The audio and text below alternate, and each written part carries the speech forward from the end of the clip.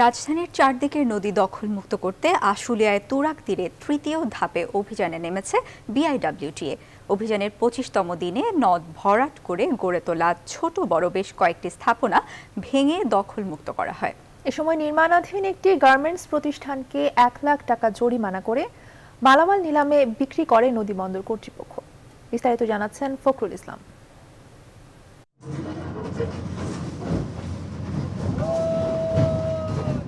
নদী ভরাট করা জায়গায় স্থাপিত এমন শিল্পকর্ম ভাঙা পড়ে বিআইডব্লিউটিএর অভিযানে।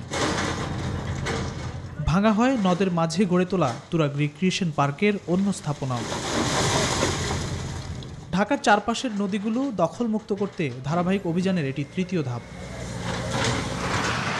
আশুলিয়ার বিরুলিয়ায় তুরাগ নদ ভরাট করে গার্মেন্টস শিল্প গড়ার পায়তারা করছিল ট্যাক্স ইউরোপ বিডি লিমিটেড। পরে বিআইডব্লিউটিএর ভ্রাম্যমাণ আদালত গুড়িয়ে দেয় তাদের স্থাপনা।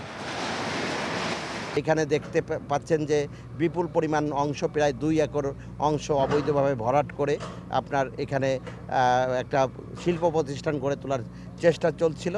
আমরা সামনের দিকে যতগুলো অবৈধ স্থাপনা পাবো, নদীতে যে সমস্ত অবৈধ স্থাপনা আছে সেগুলো কিন্তু অপসারণ করব। এখানে কোনো তদবির, বাধা বিপত্তি, প্রভাব প্রতিপত্তি, রক্তচক্ষু কোনো কিছুই আমলে আনা হবে না।